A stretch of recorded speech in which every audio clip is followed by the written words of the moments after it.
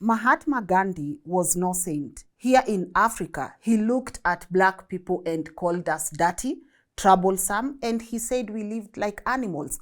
Those are his words, not mine, written with his own hand.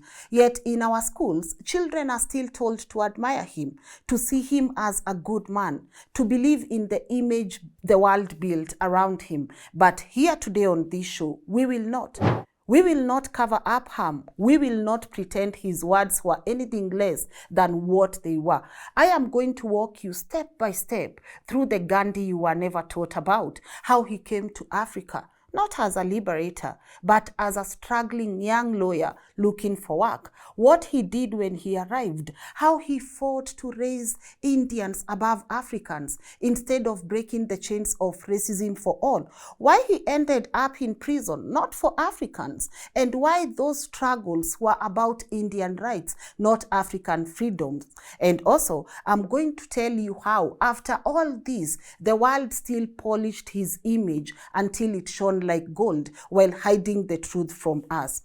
And I won't just tell you stories. I will show you in his own words, his own petitions, the reports from his time, so you can see it for yourself. Because if history wants Africans to respect Gandhi, then it must first tell the truth about what Gandhi really thought of Africans. Now, let's go back to where this man was born. Gandhi was born Mohandas Karamchand Gandhi on 2nd October 1869 in a small coastal town of Potaba in Gujarat, Western India.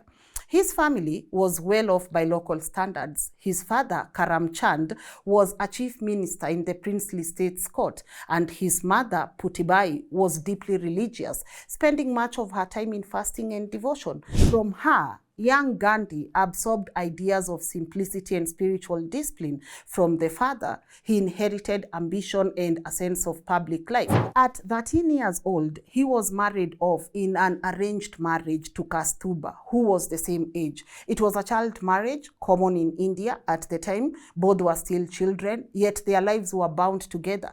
Gandhi later admitted that in those years, he was really obsessed with his young wife, often jealous and often controlled.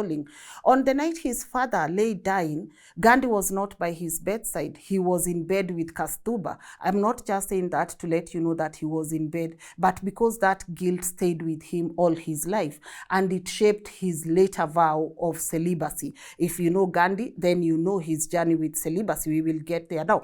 By 1888, Gandhi was 18. His family decided, you know what, he should go to England, study law, and that was it. But there was obviously resistance from his caste elders who warned that crossing the seas would pollute him spiritually. They tried to stop him, but Gandhi swore oaths to his mother that he would not eat meat, drink alcohol, or chase even women while abroad. And with that, he sailed for London. Now, in London, he was definitely out of place. Now, imagine a shy young man from Gujarat, suddenly in the heart of British Empire. He wore Western suits, took lessons in dancing, even practiced French and Latin to fit in. He joined the inner temple to study law, but he also searched for a community. He found it in the vegetarian clubs and religious societies. Now, fascinated by the writings of Tolstoy and Ruskin, he began to flirt with ideas of simplicity and moral living. He even sat on the executive committee of the London Vegetarian Society and wrote articles for its journal. Now, on 10th June 1891, Gandhi was called to the bar. He had earned the title of barrister, but when he returned to India, hoping for a bright career, he found only failure. He struggled in Bombay's courts. He froze in fear during his first case and could not cross-examine a witness. He had no clients, no reputation, no success. In Rajkot, where his family lived, he found small clerical work, drafting petitions, but nothing matched his ambitions. You can imagine this man all the way from London, qualified as a lawyer, but definitely nothing for him to do. So he came to Africa. But why did he come to Africa? He did not arrive in Africa as a liberator or a man on a mission to end injustice. He came here because he needed a job. A wealthy Muslim merchant in Natal, South Africa, by the name Dada Abdallah, ran a powerful trading firm. Now, the company had a bitter legal battle with the cousins in Pretoria. That was over £40,000, a fortune in those days. Now, they needed a lawyer who spoke Gujarat, who understood their business, and Gandhi, a young struggling barrister with almost no clients in India, definitely fit the bill. So, in April 1893, Gandhi boarded a ship called the SS Clyde, and on 24th May 1893, he arrived at the port of Durban. He was only 23, thin, shy, bookish, dressed neatly in Western clothes, carrying law books, and a contract that promised him a year of steady pay. Now, Durban greeted him with its brutal racial order. Yeah, if you know what was happening in Durban, South Africa then, he was called a coolie barrister, mocked for his brown skin and turban. Still, you gotta give it to him. He clung to respectability. He saw himself not as one of the oppressed, but as a gentleman lawyer who deserved the privileges of an empire. Now, barely 2 weeks into his stay, and this is where our conversation begins today. Hey there, I hope you're enjoying today's episode, and I just want to take a moment and talk to you about our sponsors. That is Hekalu. They have great pieces of land around Konza Technopolis. And guys, if you remember, just the other day we brought you an entire episode on that, and that project is sold out, but worry not, we launched another one just the other day, and it's close to Mombasa Road. You guys, you get to have water, you saw the boreholes and amazing roads, there's electricity, and their details are on the screen. So if you're looking into investing in a piece of land, check out Hekalu and always let me know how that goes. Now let's go back and continue with our episode today. Gandhi boarded a train from Durban to Pretoria to handle business for Abdallah. His ticket was first class, but when the train reached Umgundulovu or Pietermaritzburg, or one of those names, guys, in Durban, on the night of 7th June 1893, a white passenger complained and said, "Coolies don't belong in here." The conductor ordered Gandhi to leave. Gandhi refused. Officials dragged him out, tossed his luggage onto the platform, and left him shivering in the freezing night air of the station's waiting room. He spent the whole night sitting upright, unable to sleep, humiliated, seething. Later, Gandhi wrote that this was the turning point of his life. The moment he decided to resist injustice, and yes, it was a turning point, but let's be clear, guys. Gandhi's range was not that Black Africans were treated as less than human every single day. His range was that he, a suit-wearing Indian lawyer with a valid first-class ticket, was treated like them, treated like the Africans. Now, that night in Umgulandovu is often taught as the beginning of Gandhi's greatness. But for us, it must be remembered as the night Gandhi drew a line in the sand. From then on, his politics in South Africa would fight to separate Indians from Africans, to lift Indians above us in the racial order, not to unite with us in breaking it. Are we clear until there? All right, now, here's the part your textbook blurred or even forgot. And I want to believe they did not just intentionally forget. This was forgotten by design. Gandhi did not come to fight the whole racial system of South Africa. He wasn't here to tear down segregation or unite the oppressed. He came to lift his own people, the Indians, higher up the ladder while keeping Africans beneath them. All right? In 1895, Gandhi published a pamphlet listing the complaints of Indians in Natal. He presented it almost like a report card to the colonial government. And in it, one of the things he bragged about, and this is funny, was Durban's Central Post Office. Before, in this place, there were only 2 doors, one for Europeans, one for Africans. Gandhi fought not to open all doors equally, but to create a 3rd door just for Indians. And this guy went on to celebrate and said, when the authorities agreed, 1 door for natives, 1 door for Asians, and 1 door for Europeans. Think about that. To the world, And to our books, this was Gandhi's first political victory in Africa. Wow, funny, right? But what did it actually mean? It meant Indians would no longer have to enter through the same door as Africans. It meant the wall of separation grew stronger. That is not the vision of a man who wanted equality. That is the logic of apartheid years before the word even existed. Can you imagine? We as Africans, we are actually supposed to celebrate that as a victory. That Gandhi in South Africa made it possible for Indians to have a door. But again, it was not a door that was supposed to help Africans. It was a door that was supposed to separate Indians from Africa. Yet in our history books, we as Africans are supposed to actually celebrate that. Now, Gandhi kept pressing this same point in his petitions and letters. Over and over, his message was clear. Please, don't classify the Indians with the Kafir.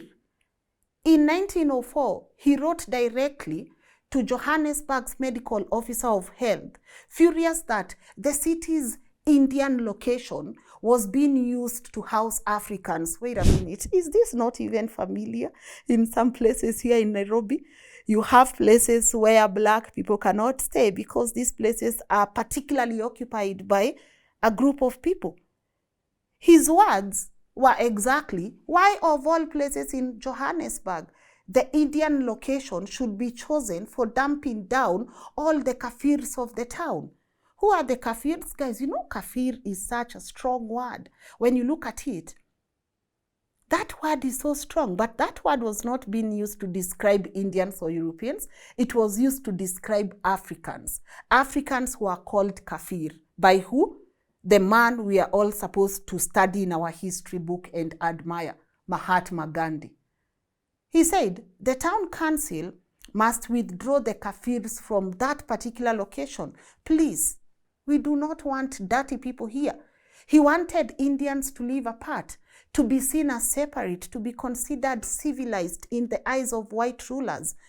He spoke of purity of races, a phrase that appears again and again in his South African writings. Gandhi himself wrote those words. This wasn't a smear invented by critics. It was his own hand, his own conviction, his own words. Now, listen to how Gandhi described Africans when he was building his career in South Africa. Funny, right? Describes Africa while building his career in South Africa. In 1896, speaking to a white audience, he warned them not to degrade Indians by putting them on the same level as the Kafir. Those were his exact words. Now, what does that tell you? That in Gandhi's mind, there was a ladder. Europeans at the top, Indians in the middle, Africans at the bottom. His fight, and this the history book should have told us, his fight was not to break the ladder, but to climb it. And this wasn't something he said once and regretted. You know, if he said this and regretted, I would be like, okay, man is to err. But 12 years later, in 1908, Gandhi was still writing about Africans in the same way. After being jailed for defying the registration laws, he complained about having to share space with black prisoners. He called them troublesome, very dirty. That is how he saw the people of this continent, not as equals in the struggle against the empire, but as a nuisance to be avoided. Right? These are not slips of the tongue, because 10 years later you are still writing the same thing. These are not words that I'm here taking out of context. This was his worldview. His petitions, his speeches, his letters, they are soaked in this belief that Indians were very civilized and Africans were not. This is the foundation on which he built his campaigns in South Africa. And this is the part of Gandhi the world prefers to erase. So, what did Gandhi actually do in South Africa? Let's break it down and see if there is a point he will actually help Africans. Now, as I said, when he first came, he started organizing Indians, the rich merchants who hired him, and later the poor workers who had finished their contracts, and against the laws that targeted Asians. Now, these laws forced Indians to pay extra taxes, carry passes, and made their marriages invalid. Gandhi became their main spokesperson. Spokesperson of who again, guys? Not Africans, but Indians. And here's the part many people don't like to talk about. Gandhi also served the British. This guy was a collaborator during the Boer War of 1899 to 1902. When the British were fighting the Dutch Boers, Gandhi raised an Indian ambulance corps. That means he gathered people together. Over 1,000 Indian men carried wounded British soldiers off the battlefield, including at the bloody fight at Spion Kop. Gandhi's hope was that if Indians proved they were loyal, the British would treat them better. Let us come and help you, and then you can see how loyal we are, and then treat us better than you treat Africans. And this is the most painful one. Honestly, we don't care about the Dutch Boers. In 1906, when the Zulu people rose up against a new poll tax in what is called the Bambada Rebellion, the British responded with brutal force. Villages were burned, men were shot, women and children were slaughtered, and we are talking about thousands and thousands of Zulu people. And these were just people who were innocently defending their land. And you would think, where is Gandhi, the father of peace? He wasn't with the Zulu.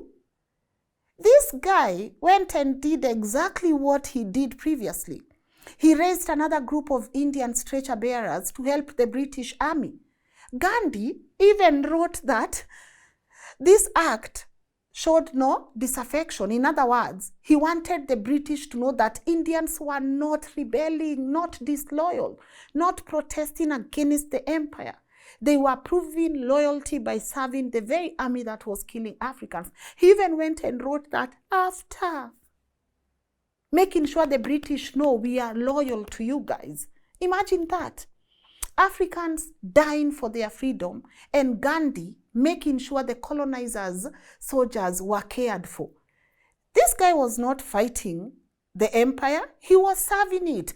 Gandhi, Mahatma Gandhi, was a collaborator. Call him for who he is. You know, the real turning point for Gandhi's own people, when they now noticed, Tenyewe, we are being treated like Africans, it came in Transvaal. In 1906, the government passed the Asiatic Registration Act, which Indians called Black Act. And these guys could not also believe that they were getting the same. They were getting anything that was given to Africans, they were going to start getting it. It forced every Indian man, woman, and even child to register, give fingerprints, and carry passes. And here Gandhi starts resisting, but he's not resisting because this is being done to Africans. It was being done to Africans way before. Now, this is the part they make sure we know. On 16th August 1908, outside the Hamidia Mosque in Joburg, Gandhi and thousands of Indians threw their passes into a fire. I mean, if you don't know the context, you will think of this as resistance that is serving the people in South Africa. That was the first mass burning of passes in South Africa. So you can imagine how huge that is. From then on, Gandhi went in and out of prison. In January 1908, he was jailed for breaking the law. In October 1908, he was jailed again for entering the Transvaal without a permit. And in November 1913, he led the famous Great March of over 2,000 men and women and children from NATO into Transvaal. He was arrested 3 times in just 9 days. Now, this is where he created the Satyagraha, or Truth Force. But here's the question: who counted as Truth's people back then? The record shows it was Indians only. He rarely stood with Africans. He was fighting to raise Indians up in the racial order or ladder, not to break a system that kept Africans at the very bottom. So when they say Gandhi was imprisoned so many times, excuse me, let's be honest. Gandhi helped his own people, the Indians, resist bad laws. But he also helped the British in their wars. Again, during the Boer War, he sent Indians to carry British soldiers. During Zulu rebellion, he supported the British campaign that killed thousands of Africans. Now, that is part of his record too. And that is why we must stop pretending he was Africa's liberator, because he was not. He was not, this man was not Africa's liberator. Until there, we have not seen Gandhi directly advocating for the rights of Africans. But let's step inside Gandhi's home, right? Because this is a part of his story that is rarely told with honesty. And I'm only telling this story. Honestly, I was going to leave it out, but I'm only telling you this part because in here we will see how he treated his own wife, because he always claimed to advocate for the rights of other women. And in here, we will also learn how he slept with his own family members, the women who were very naked, because he had to fight certain temptations. Now, when Gandhi was living in South Africa, one story from his own writings, guys, his own writings show the kind of husband he was. Now, a guest from the lowest caste in India was staying in their home. In India's caste system, people at the very bottom were once called untouchables, not because they are strong, but because they are disgusting. They were forced to do society's dirty work, that is cleaning toilets, sweeping streets, handling waste and dead bodies. Higher castes would not touch them, eat with them, or even allow them inside the temples. Today, they are called Dalits, which means the oppressed. Now, back then, people also used chamber pots. These are small bowls kept in the bedroom to relieve yourself. You know, there were no toilets back then. So in the morning, someone will have to empty and clean them. Now, Gandhi told his wife, Kastuba, to clean the guest's chamber pot.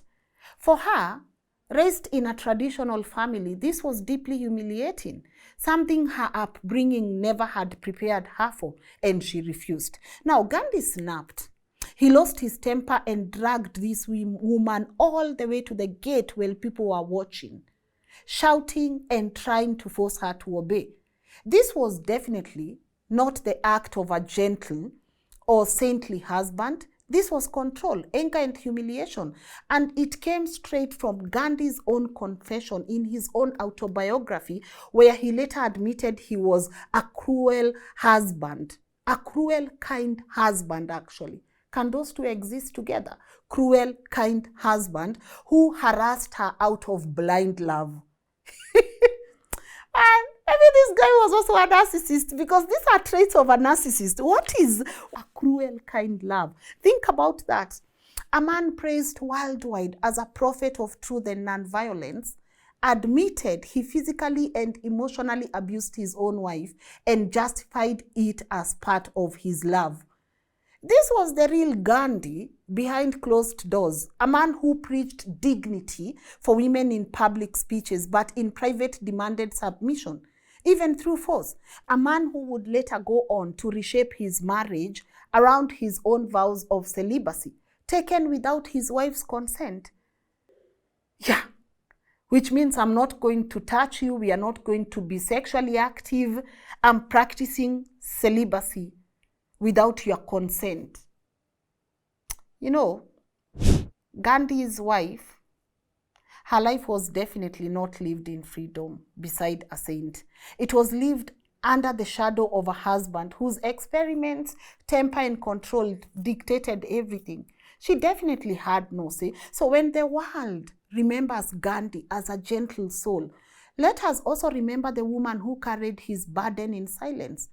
Kastuba Gandhi, dragged to the gate, humiliated in front of so many people, and written into history only as his shadow. another side of Gandhi's life that textbooks whisper about or skip entirely are his so-called brahmacharya experiments, his vow of celibacy, and the disturbing tests he carried out to prove his self-control. In 1906, at just 37, Gandhi took a vow of celibacy, which again I said means he would stop sexual relations altogether. He made this decision without even asking his wife, Kasturba, who definitely had no say in it. From then on, their marriage was shaped by his rule, not her choices. But what makes this story darker is what came later after. In the 1940s, Gandhi began carrying out tests of his celibacy. They were not private meditations or quiet fasts. His tests involved sleeping in the same bed with young women. Sometimes with little or no clothing. Among these women were his teenage grandniece, Manu, and other young women who lived in his ashrams. Gandhi claimed that by laying next to them without giving in to desire, he was proving his purity and spiritual discipline. Guys, I don't know. Imagine you want to sleep next to your niece, naked, purely naked, and other young women, and you want to see how much of self-control you can amass as a man, which means if you don't touch them or do anything with them, you are a hero.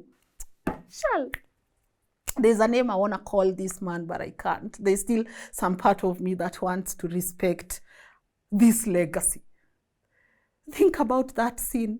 Gandhi, by then, already worshipped as the Mahatma Gandhi, the great leader of India, lying next to young women half his age, even relatives, under the weight or disguise of experiment. He said it was about truth and discipline. Gosh!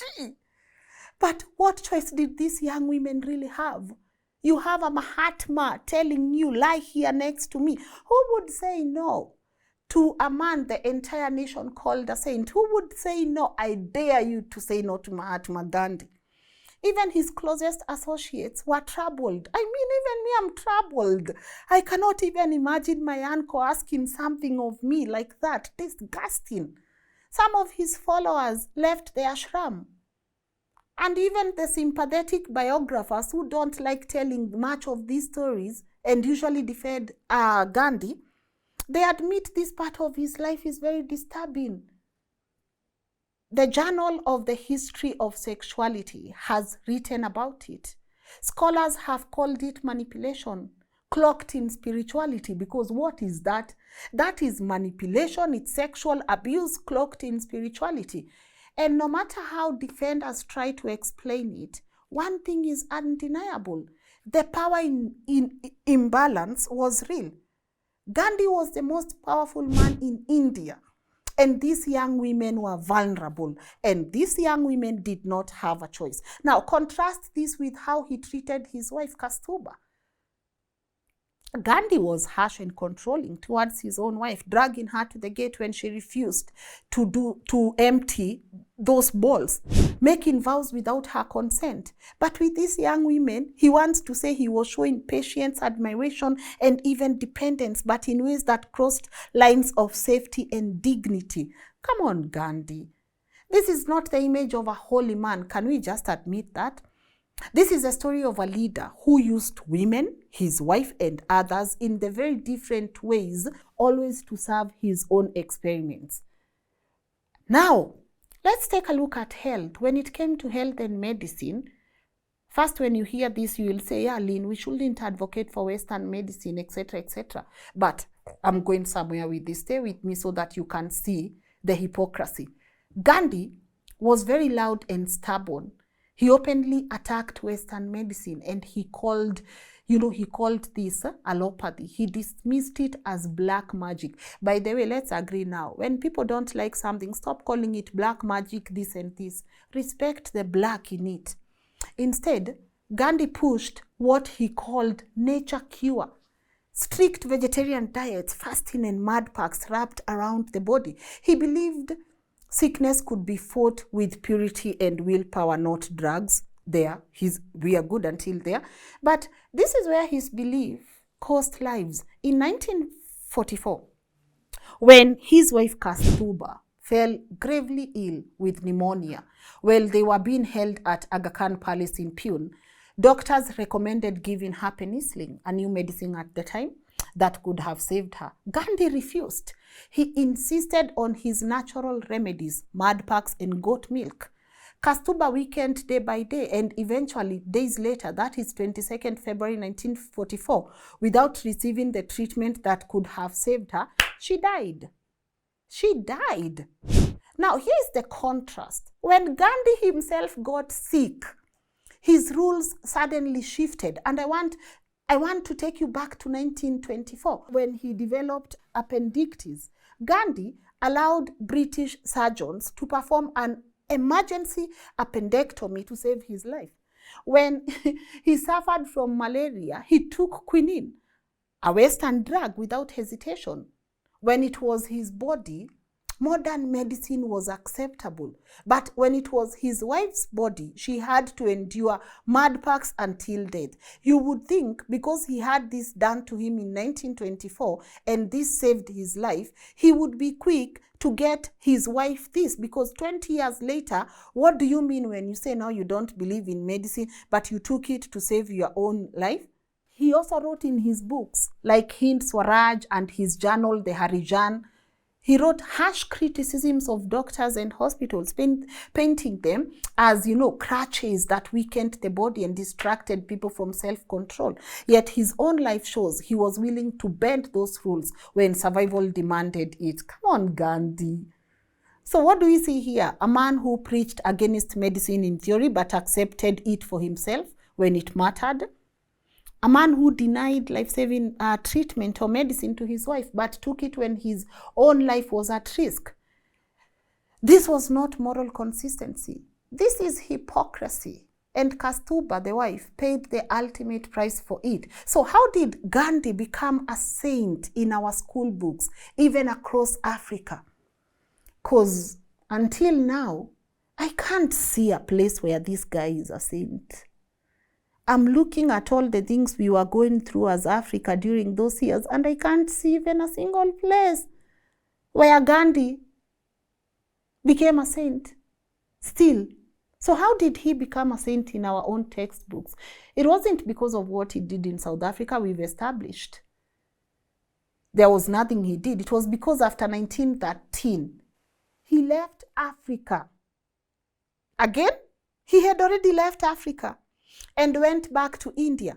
Now there, he developed his strategy of mass nonviolence, what the world remembers through the Salt March of 1930, where he and his followers marched to the sea to make their own salt and defy British monopoly laws.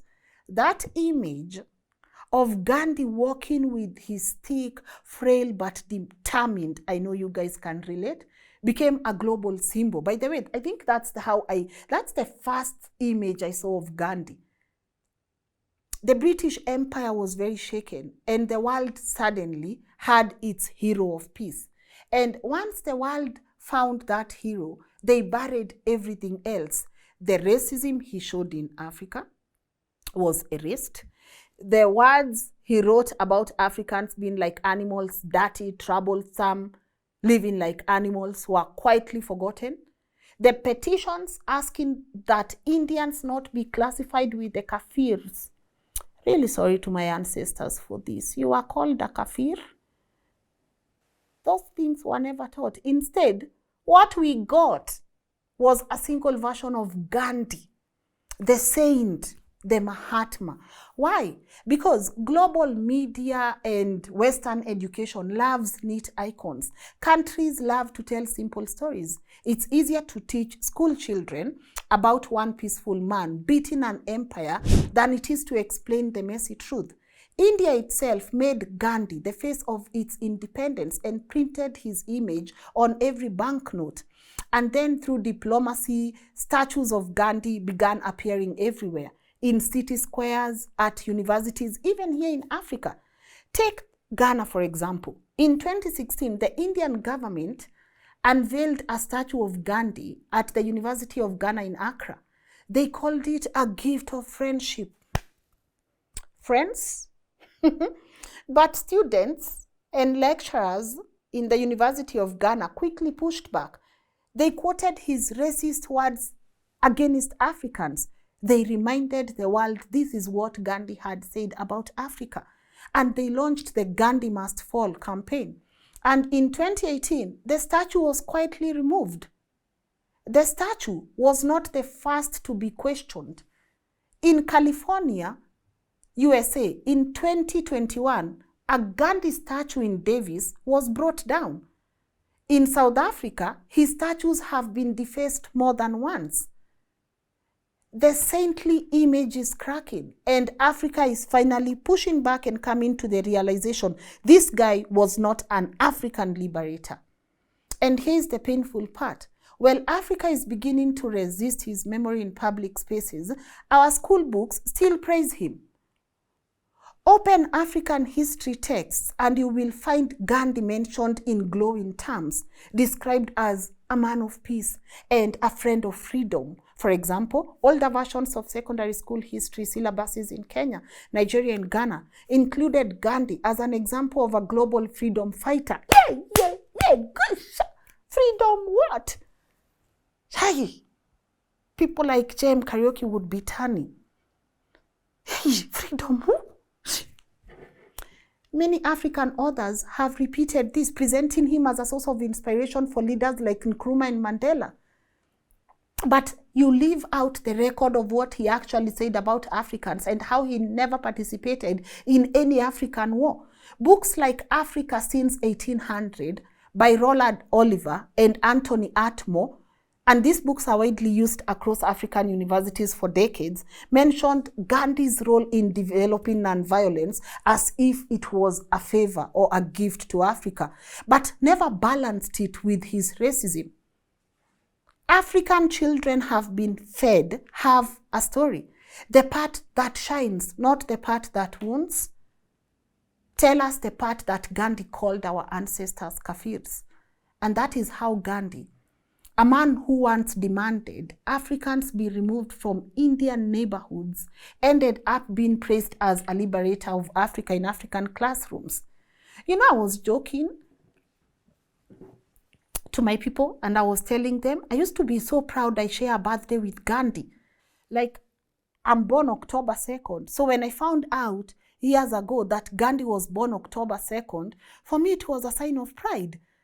Guys, do you know I share a birthday with Mahatma Gandhi? I'm so sorry.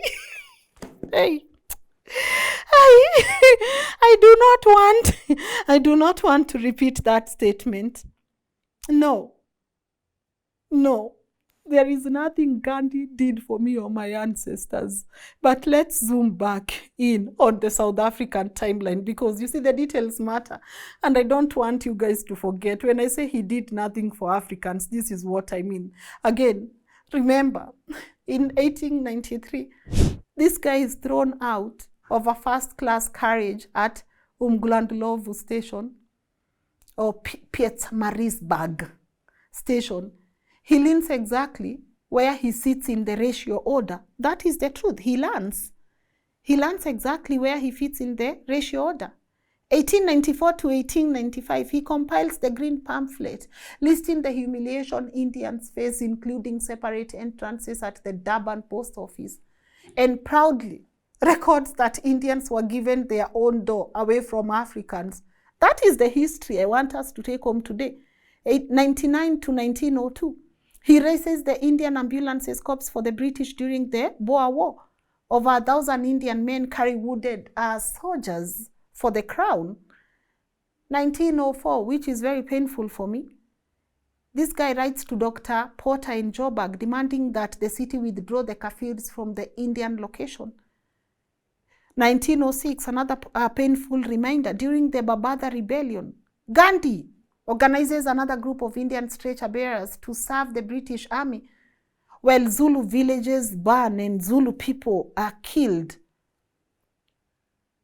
I'm doing this so we can take summary. 1906 to 1908, the Asiatic Registration Act of Black, or the Black Act, is passed. Indians must carry passes and be fingerprinted. Gandhi first tries compromise, then organizes defiance. 16th August 1908, at the Hamidiya Mosque, Indians burned their passes in a great cauldron. Arrests follow. 1913, the Great March of over 2,000 miners and their families crosses from Natal to Transvaal. Gandhi is arrested on 6th, 8th, and 9th November. The campaign wins concessions, but it is an Indian fight only, not unity with Africans. That is the record that we must take home today. The real Gandhi, the man our books made into a saint, while burying the truth of his words and his actions. Even the places Gandhi is praised for building in South Africa, for example, the Phoenix settlement near Durban in 1904 and Tolstoy Farm near Joburg in 1910. These were not freedom centers. They are still not freedom centers as people imagine. They were not places where Africans and Indians came together to fight the empire side by side. Phoenix settlement was built so Gandhi's followers could live simply, farm, print his newspaper, Indian Opinion, and practice his strict rules. Everyone there had to follow his way of life, eat what he approved, work how he commanded, and live under his discipline. It was about shaping Indians into the kind of people Gandhi thought they could be or they should be, not about uniting races. Tolstoy Farm was the same. Gandhi's wealthy friend, Haman Kalebach, gave him the land, and Gandhi turned it into a kind of ashram. Families lived there, children were taught, and strict discipline was enforced. Men and women were separated. Celibacy was demanded, and everyone had to obey his rules. Yes, these places were important in Gandhi's own journey and to his own legacy. They helped him develop satyagraha, his idea of nonviolent resistance, and gave him space to test his personal experiments. But let's be clear, they were not built to erase racism. They did not bring Indians and Africans together as equals. Gandhi still believed Indians were civilized and Africans were not. So when history books praise Phoenix settlement and Tolstoy Farm as if they were symbols of freedom for everyone, we must ask, freedom for who? Those were training grounds for Gandhi's followers, shaped by his vision.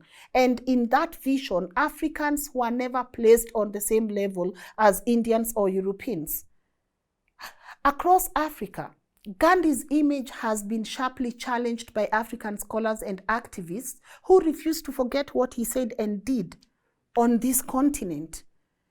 South African historians such as Ashwin Desai and Ghulam Vahid, in their book The South African Gandhi, Stretcher Bearer of Empire, laid bare how Gandhi fought to separate Indians from Africans, used the slur kafir word, and never once built a movement for African freedom. Again in Ghana, lecturers and students at the University of Ghana launched the Gandhi Must Fall campaign in 2016, quoting his own words about Africans being troublesome and living like animals. And 2018, they succeeded, and the statue was removed.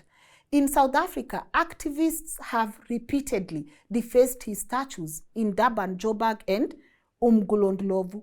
And leaders like Julius Malema of the Economic Freedom Fighters have openly asked why Africans should honor a man who despised them.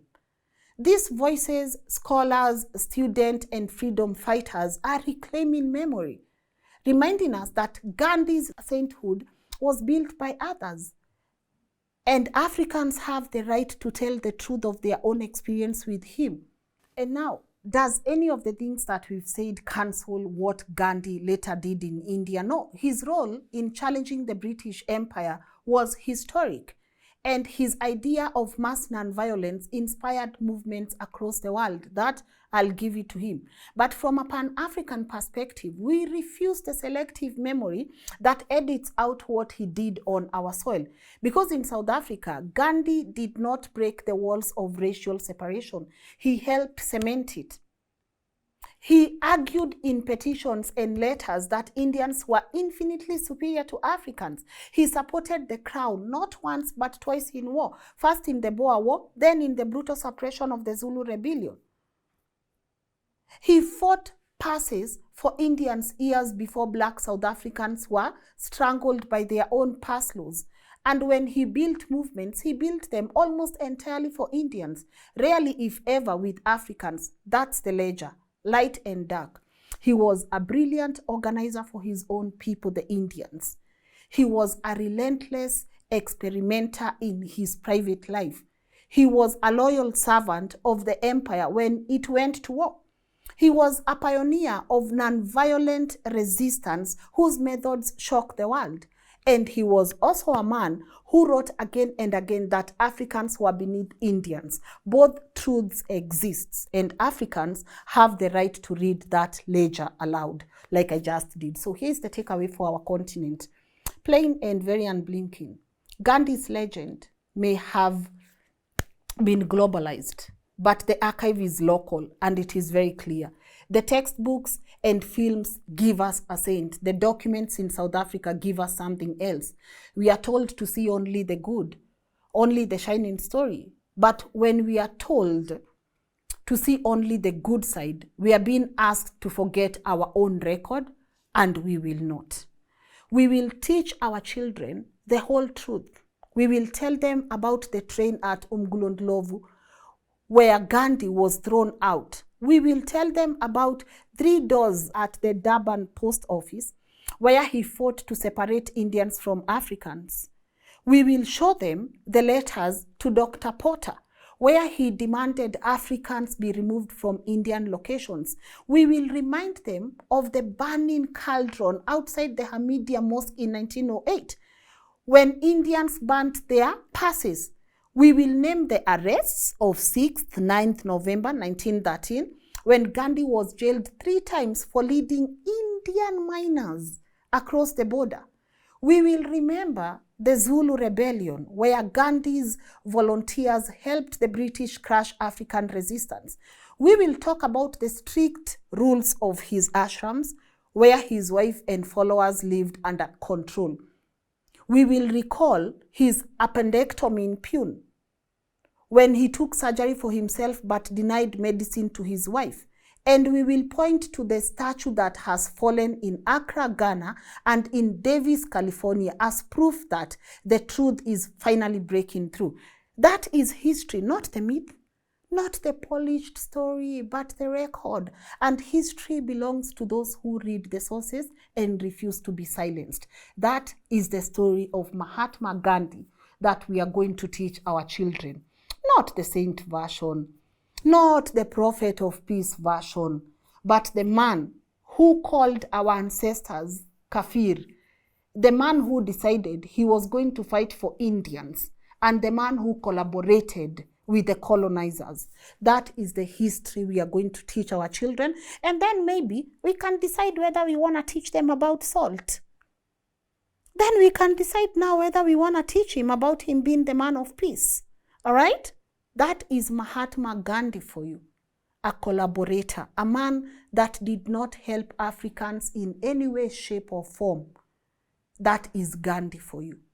A man who decided that Africans could not live in the same neighborhoods as Indians. And I know you see this in African countries where Indians are very selective in how they live, where people have said that they've even tried looking for houses where Indians live, and they've been told that no, we don't accept kafirs here. You see how history keeps repeating itself, and this is why it's important for us to be able to go back to the sources and analyze them for ourselves, because if I, at my age, I was always convinced that Mahatma Gandhi was the real OG. Can you imagine me passing that to my generations and generations and generations to come? Will they ever know the truth? No. So that's it from me today. I think it's important for us to be able to teach you or bring you the truth for what it is and not for what people think it should be, because that's history and facts can't be altered, whether good or bad. That is history. So let me know what your thoughts are, and honestly, let me know who we should look at next. Yeah, thinking of looking at Mother Teresa and a couple of other people. So let me know who you think we should actually touch on next on the comment section, especially if this influences or affects Africans. I would love us to have that conversation. But that's it from me and my team today. Thank you so much for tuning in, and thank you so much to the wonderful people that are subscribing. And thank you so much to the wonderful people that are sharing their comments on this new content format. I really do appreciate you. And I just want us to be able to walk this journey together, because if we do not, it's not like we want to dwell on history. But if we don't understand history, we will not make it to the future. We will not make it to the future. And if we make it to the future, we will be as naive as we have been in the present. So let me know what your thoughts are. And as I said, the intention of this was not to label Gandhi as evil, but just to tell you the truth. Because when we see these people in our textbooks, we should not only be told the good parts. History cannot be selective. It cannot be selective. So shukran sana for watching, and to the entire team that gets to put this work together. Really do appreciate you. Muga, Scholar, Joshua, EJ, our incredible editors, Sam Wakabi, our team, also Valerie, Mutange, and just thank you to Team LNN for just creating a conducive environment where we can be able to have this conversation. So that's it from me today. Yeah. Let me know your thoughts. And once again, if you're looking into owning a piece of property, allow me to thank our partners of today's conversation. That is Hekalu Properties. A reminder, if you are watching this from Kenya or even diaspora and you're interested in owning a property in Kenya, they have great pieces of land around Konza City, just minutes away from the Konza Technopolis. And we were just there yesterday to see the progress. So I thank every one of you that has purchased a property there. And I look forward to us launching more properties together. But you can check out their new property. The numbers are on your screen, and do let me know if that is something you would love to venture into. Call them and they'll give you all the details as well. Remember, if you've watched all this way and you've not subscribed, consider subscribing. Goes a long way to making sure that these videos are reaching a wide range of audience. And please remember not just to subscribe, but like this video as well. Guys, when you like a video, it really does favor our algorithm on YouTube. So make sure that you like this video as well and comment too. All right, bye-bye.